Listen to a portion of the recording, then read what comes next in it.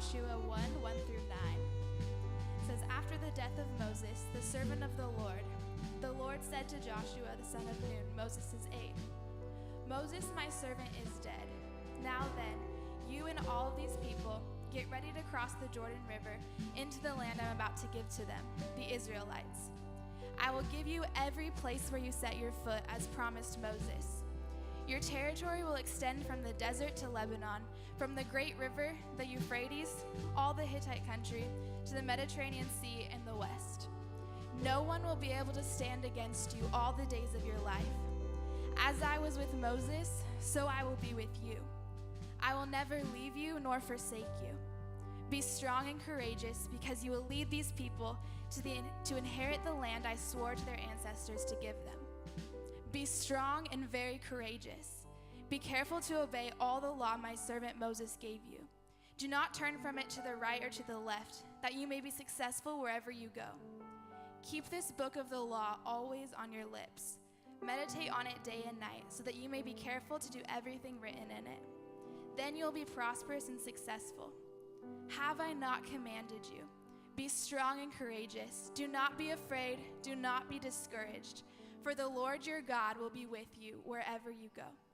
The word of the Lord. Thanks be to God.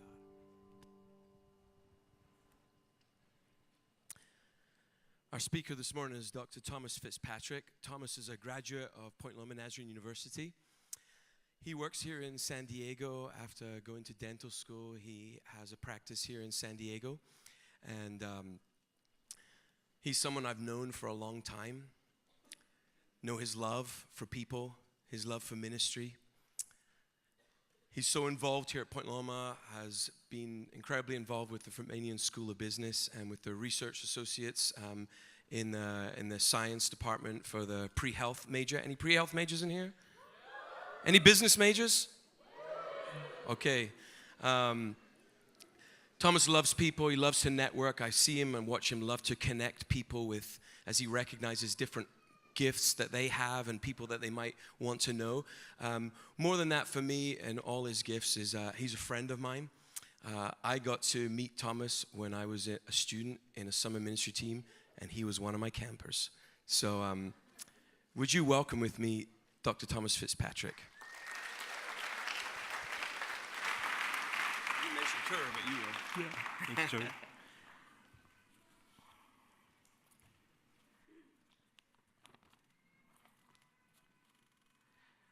It's good to be with you today.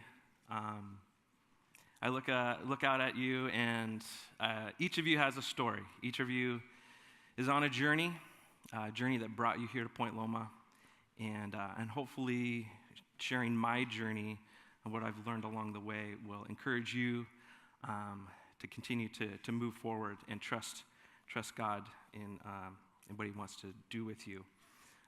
Creation Care Week. I'm excited because we've got a little girl on the way. I've got a 2-year-old son. I think we might have a picture of him. He turns 2 in October 25th.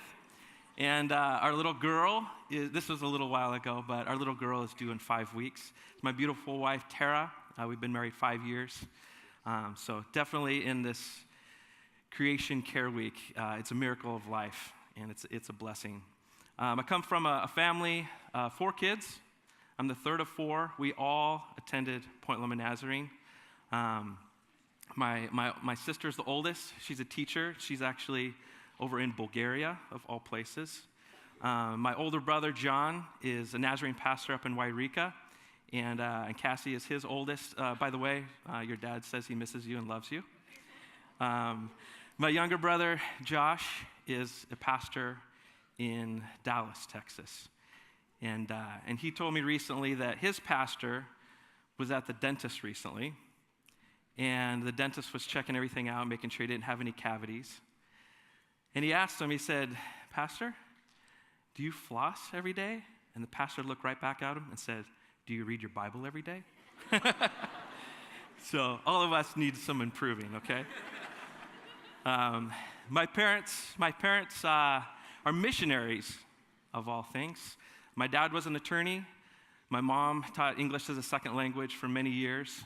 And In retirement, they don't just golf and hang out. They worked with a refugee population in Redding for a number of years. So I was raised around refugees, learning their culture, kind of their background on things, many very challenging stories. But my parents in retirement decided to become missionaries to Southeast Asia. And so they're teaching English, and they're spreading the word, spreading the gospel to Southeast Asia. A lot of times I don't even know where they are. I just know that they're bouncing around, travel and all. It's nice when they land back on U.S. soil. Now, growing up, I always had a passion for medicine. I always wanted to help people, as far back as I can remember. In high school, I got involved with the medical careers program. That pushed me out of my comfort zone. We were required to spend time out in the hospital with different doctors. One of the things I remember is being with a general surgeon. Here I was a sophomore, junior in high school, and I'm in there next to the surgeon, full open abdominal case, and it was crazy to see, like, this is a human that he's working on, and he can put this person back together, and they work, like, they heal and they function. It just boggled my mind. I also spent some time in the cardiac cath lab, watching them inject dye into the heart, watching just to see how the heart worked, and it's fascinating to see how God has created us. One of the big things that stirred in my heart a passion to serve the underserved was a trip my junior year in high school was to El Salvador. And that same general surgeon that I sat in on a number of surgeries was doing minor surgeries, but in a remote area in El Salvador with people that just didn't have access to care.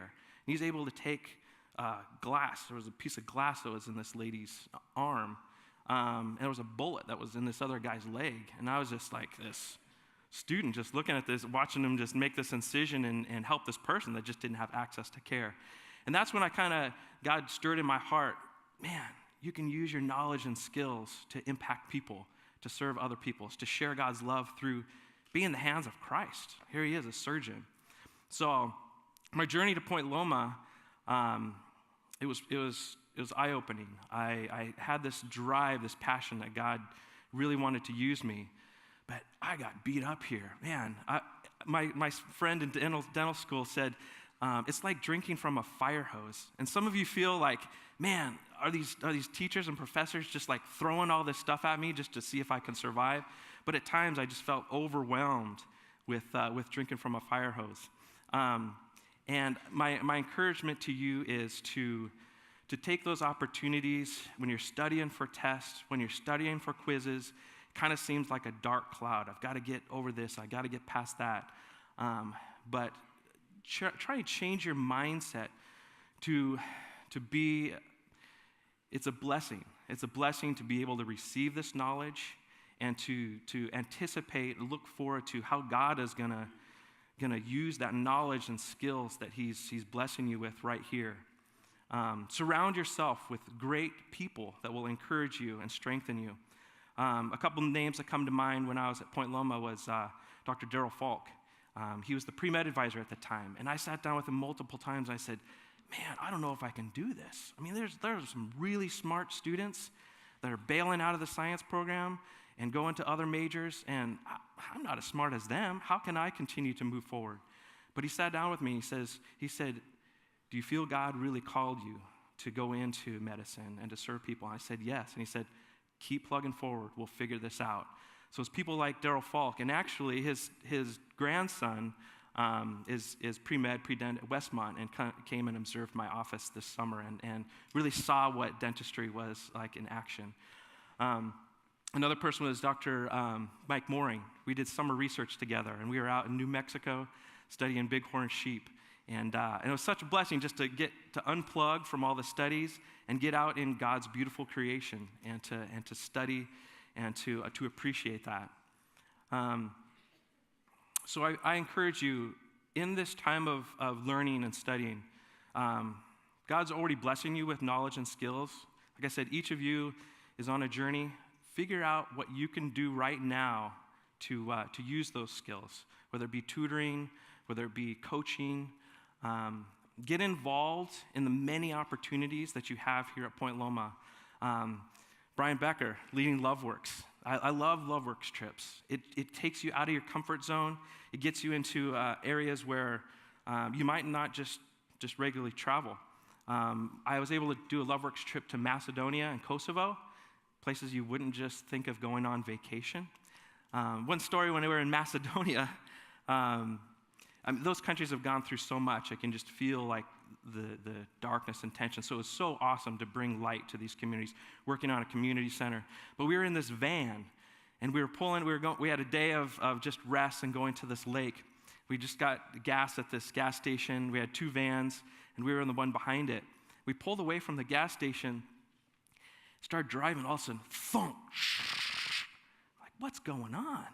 And so we pulled over, looked underneath. The gas tank had dropped down. The brackets holding the gas tank had dropped down. We're dragging the gas tank. So we thought, what in the world?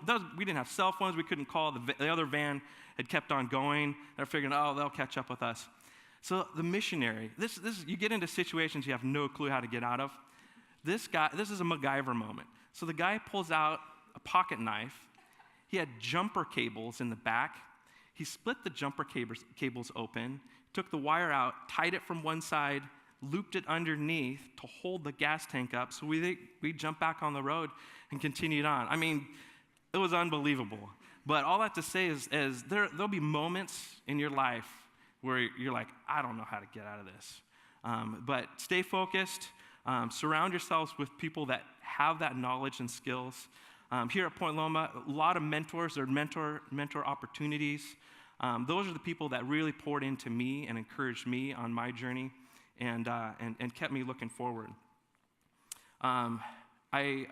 In this process at Point Loma, I spent a number of hours with different dentists. My dentist up in Reading. I spent time with Dr. Ed Hawley down here. Just a passion for dentistry and serving people through dentistry. As I graduated and moved on, I went to Loma Linda University. Graduated in 2006. Great place. Their motto at Loma Linda is to make man whole. And I continue to develop that passion to serve people. It goes beyond just teeth or doing, general surgery or cardiac, whatever it is that's a person. That's a child of God. And I was blessed to be able to gain the skills and knowledge to serve people through dentistry at Loma Linda. I started on trips to Nicaragua. They send out trips, mission trips all over the world. And I plugged in with Dr. Mark Carpenter and Dr. Rogers. And I mentioned these people in these different stages because these are people that I'm thankful for, that God put into my life at certain times that really encouraged me in the process.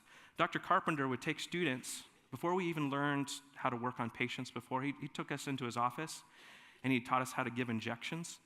And so here we were, Dr. Carpenter's office. He'd given the injection on a friend of mine, and then it was my turn to go and give my first injection. So we've got the students gathered around, and I go with this syringe, and man, my hand was shaking like this. I went, I don't know if I can be a dentist. This is scary stuff. But it kind of reminded me of God just being right there, saying, it's okay. Like, I'll guide you. I'll show you how to do it, and you'll learn. And so I'm thankful for people like Dr. Carpenter and Dr. Rogers who walked me through this. When we were in Nicaragua, it was late at night. Obviously, we work long hours. Our team has built, we operate 5 different clinic sites, a team of about 60 people. So students from Loma Linda working with students from Nicaragua. It's kind of a collaborative effort. But this obviously ends up being the last patient of the evening. Sun's going down. This girl, I'm doing the extraction. I can't get this tooth out. Dr. Carpenter jumps in. He's trying to get this tooth out. He's like, man, this is tough. So I jump back in. I'm working, and all we're working with is like a modified lawn chair. We've got our headlamp, and we've got like this flashlight. And as the sun went down, all these bugs started like flying in. They were drawn to the light. And I was like, I've got to stay focused. I've got to get this done.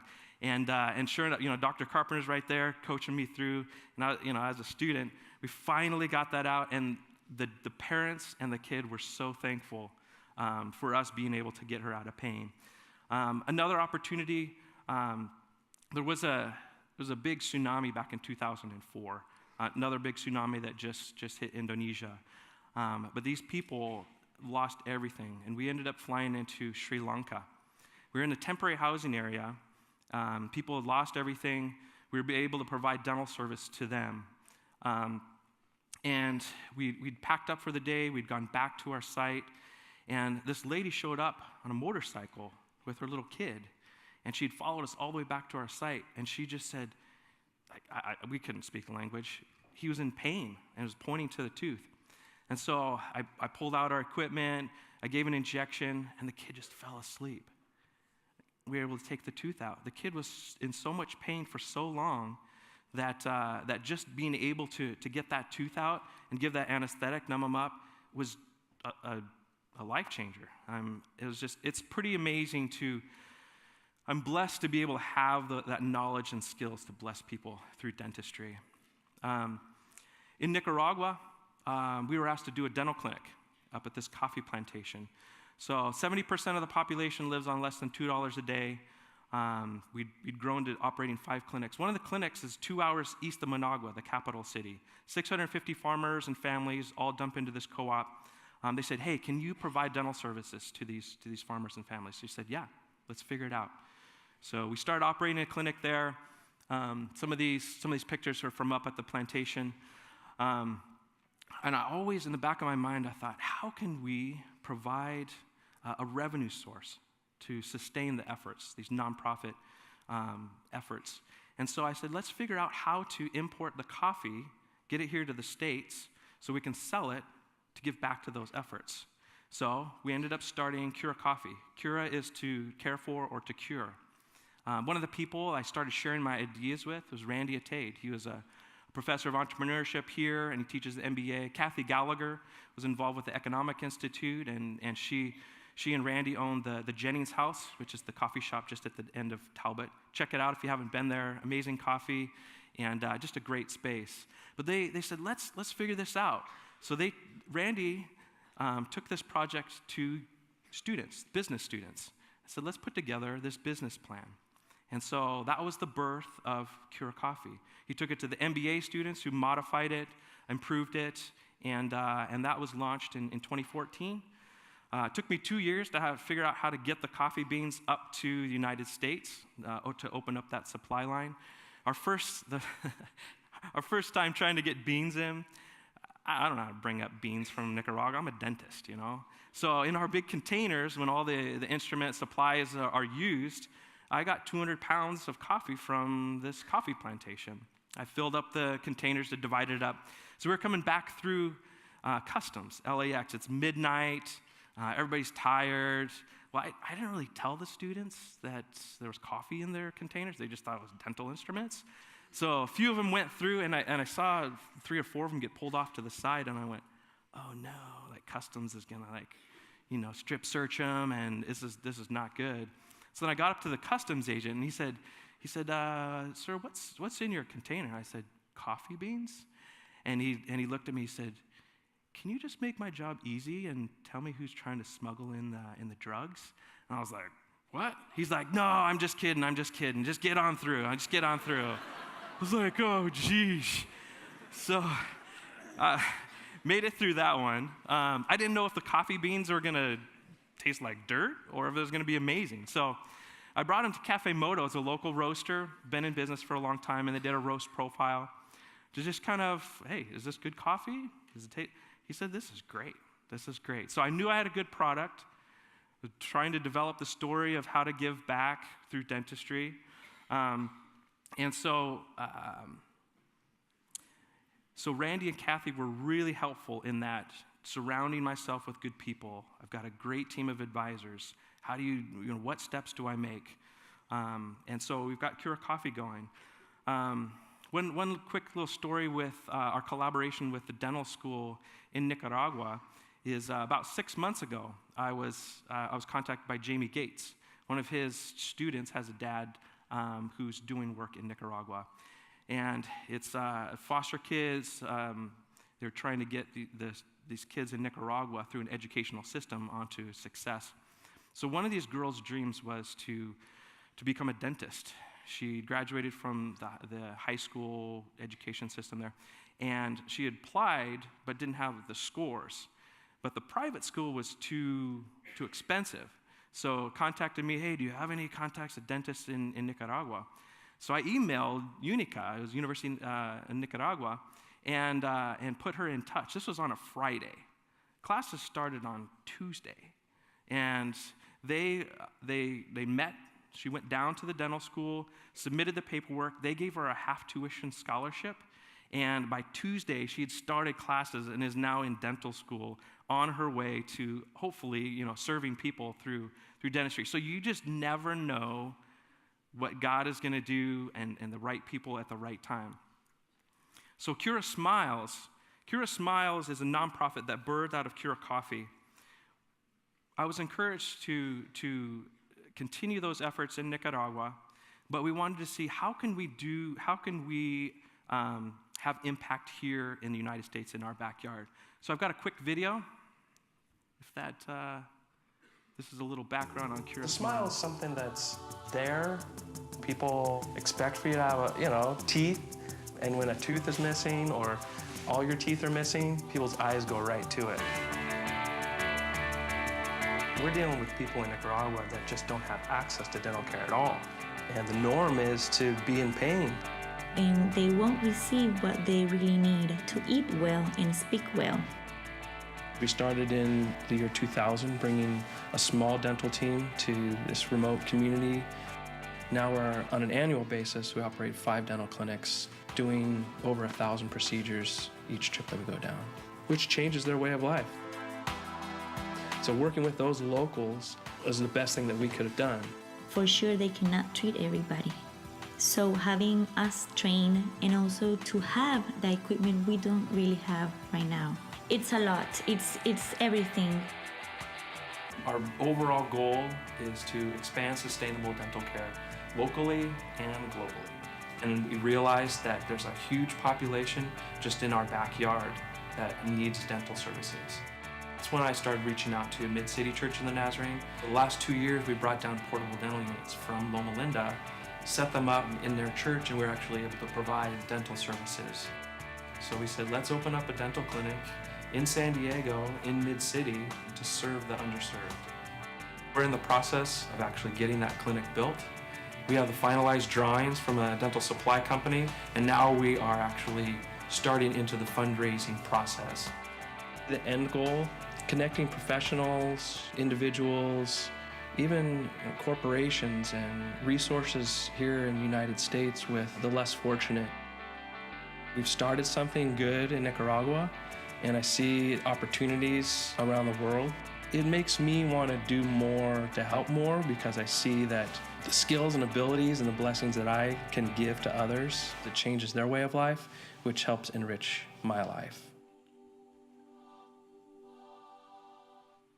So, this is a clinic, a collaboration with the Health Promotion Center.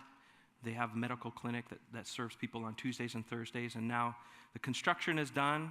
We're just finalizing all the equipment supplies that need to be up and going to serve this underserved community. A lot of refugees. My friend Dr. Jordan Bazell is working with us, working with students. This is really an educational opportunity for students to see what dentistry is like, to serve the underserved. So here's an opportunity for pre-health to get involved. Just know drinking Cura coffee in the cafeteria is helping expand these efforts. I encourage you in whatever field of study that you're getting trained in right now, know that God has a story, some way that he wants to use that to serve others, to love others. We're called to love God and love others. So see it as an opportunity to use those knowledge and skills. Thank you.